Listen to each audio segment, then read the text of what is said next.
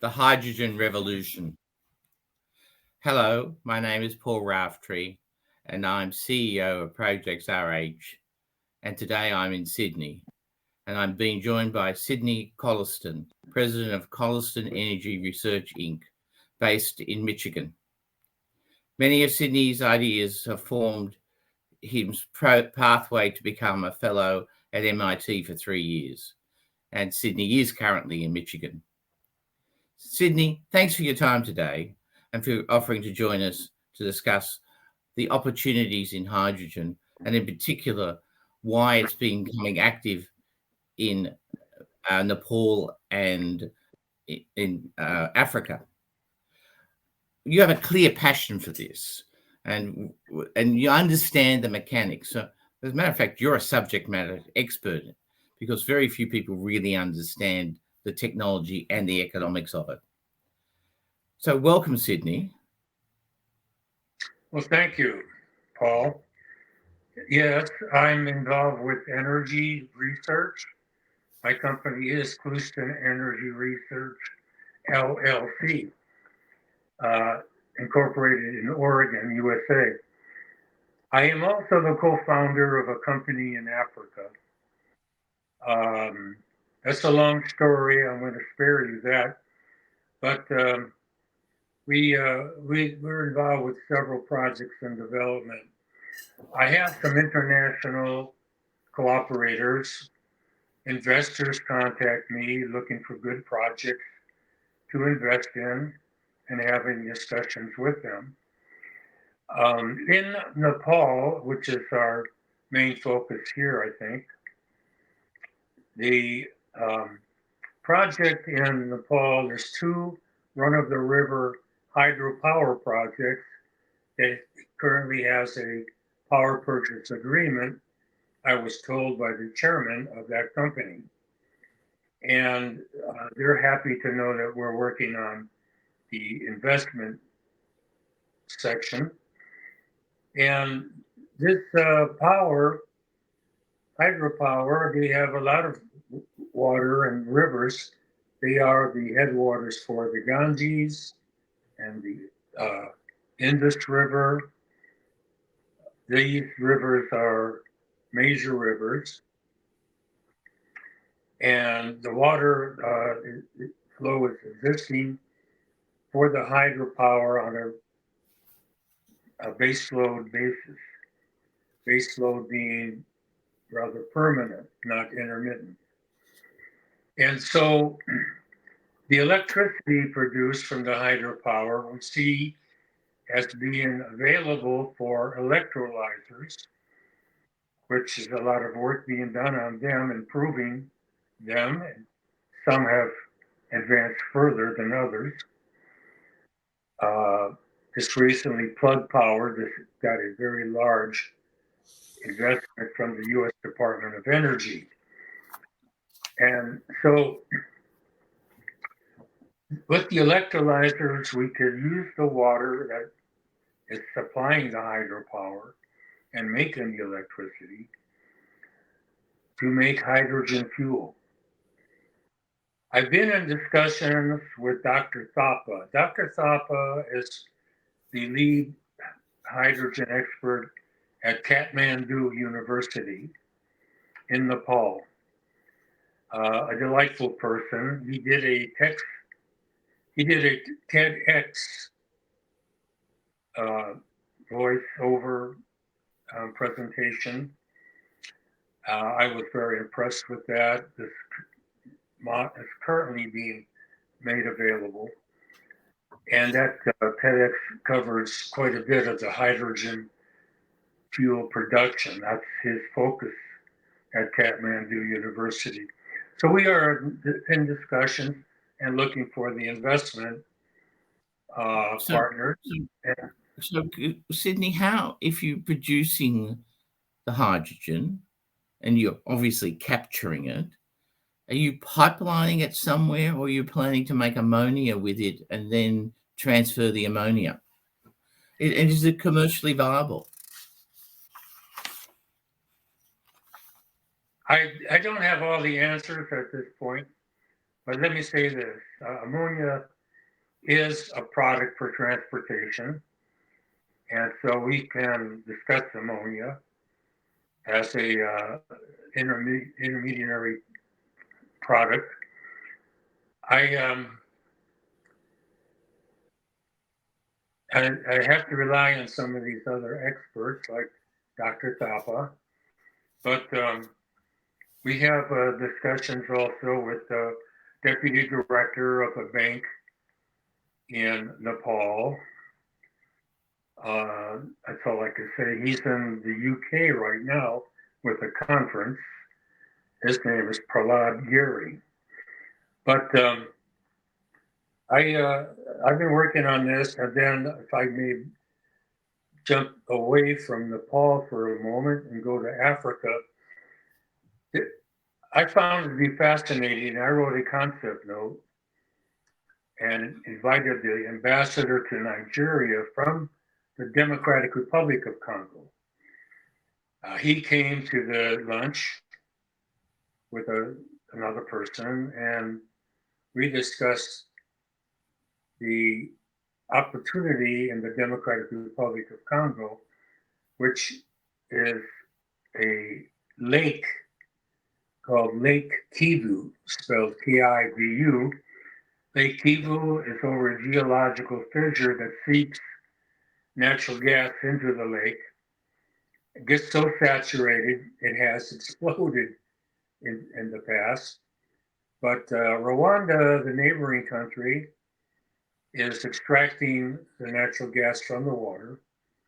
So I see the natural gas as first running a microturbine to make electricity.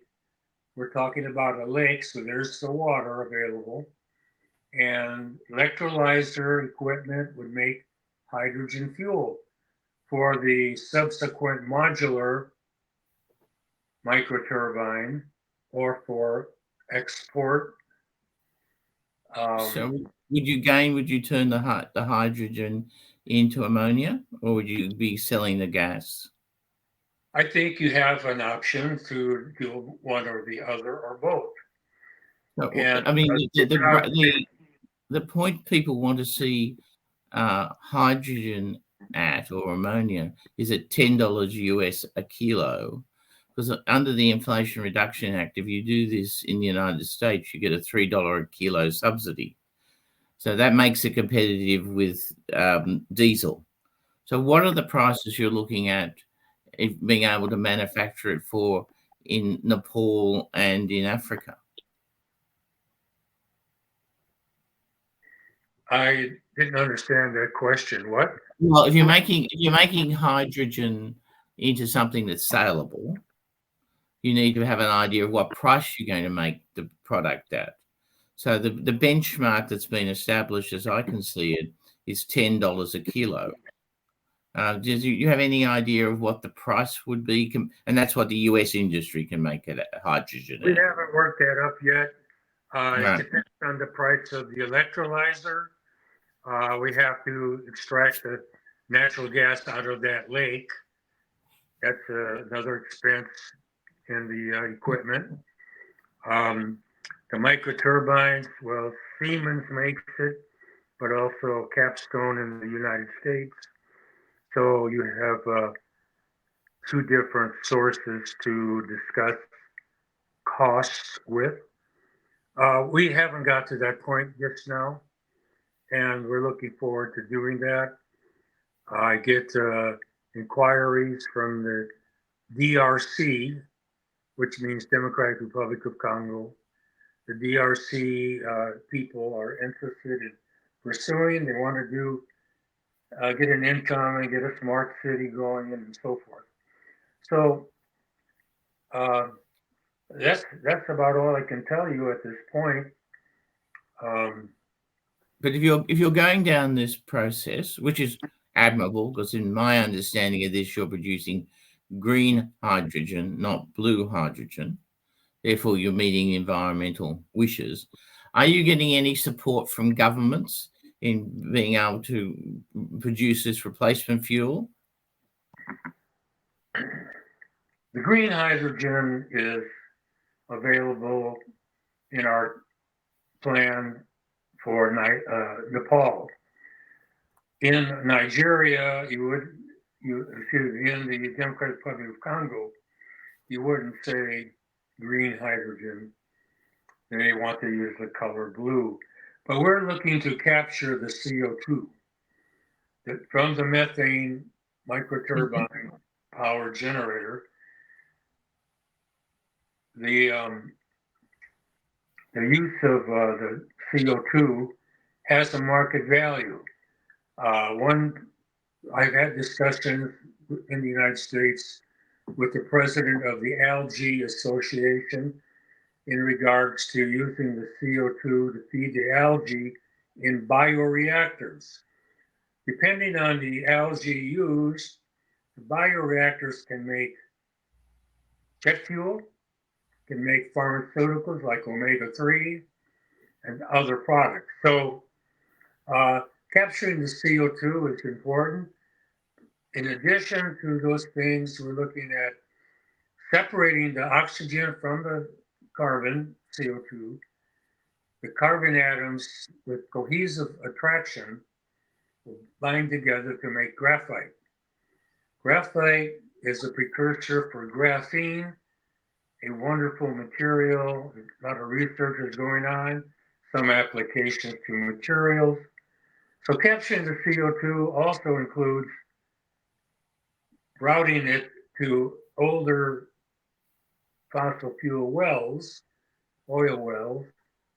It's called enhanced oil recovery, EOR. Yep. EOR.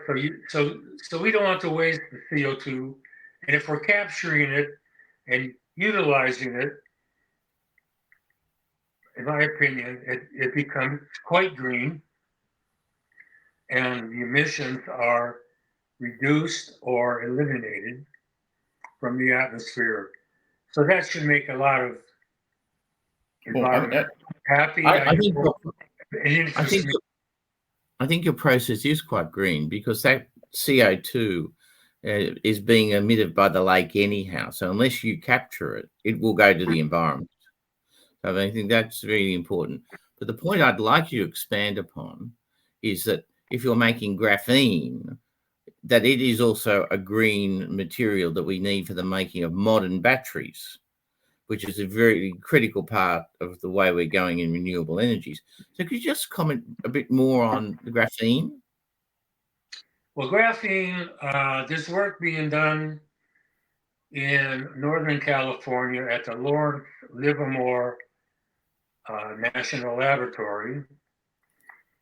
And I've had discussions also at Sandia National Labs in New Mexico regarding the separation of the oxygen from the carbon molecule, the CO2 molecule, leaving the carbon atoms. In Lawrence Livermore National Labs, they're doing some work, and they've used 3 sheets with a slightly offset, about 1 degree, that causes it to become superconducting. I am fascinated with superconductors and have been for a long time with my energy research. I've attended conferences, I've had samples available, and superconducting can improve many processes regarding the transfer of electrons. So I'm looking to coin the term CCUS, carbon capture, utilization, and sequestration. Currently, you see a lot of CCS, carbon capture and sequestration. They want to pump it in the earth. Initially, they were talking about pumping it into the ocean, but they realized it's pretty much saturated already in a natural process. Oceans contain CO2 quite a bit. And there's algae growing, and it's called seaweed in the oceans. But yes, there's discussion about seaweed farms And there's some value for seaweed and various products. So getting back to the superconducting, the graphene, I, I personally have some ideas about the graphene utilization. I think it's hydrophobic, so it could keep salt, water off the car so they don't rust so much. The rusting of the steel because of the salt in the water. So hydrophobic coating would be interesting. I think it would be feasible, but we have to prove it. Sidney, you recently shared with me a document called the Hydrogen Strategy for Canada and its April 2024 progress report. Do you think that there are opportunities for Australia, the United States, and other developed countries to copy this route of success? And what opportunities do you see for hydrogen and LPG blends? Well, there's work being done now adding hydrogen to natural gas. So LPG would be feasible, in my opinion. I'm not aware of any direct research at this point and demonstrations, but I haven't really looked for it. It Okay. could be available. Australia has a lot of resources. Coal mines have methane gas that can be utilized even if the coal is not extracted. Personally, I like carbon capture, utilization, and sequestration applications to include coal production for power because it's base load. Let's be real. Base load is ideal. And I love solar. I've done much research on solar. I have some uh, applications that I'd like to demonstrate for higher yields in solar, concentrating solar. But the um, the applications for base load is nuclear. That does not produce CO2. That is the major concern for many nations now, almost all nations. I would say we should include nuclear, but yes, there's waste you have to deal with and long-term radioactivity. So there's some issues, but the same with the coal. There is CO2 emissions, and that can be captured and utilized, and there is a market value. So that needs to be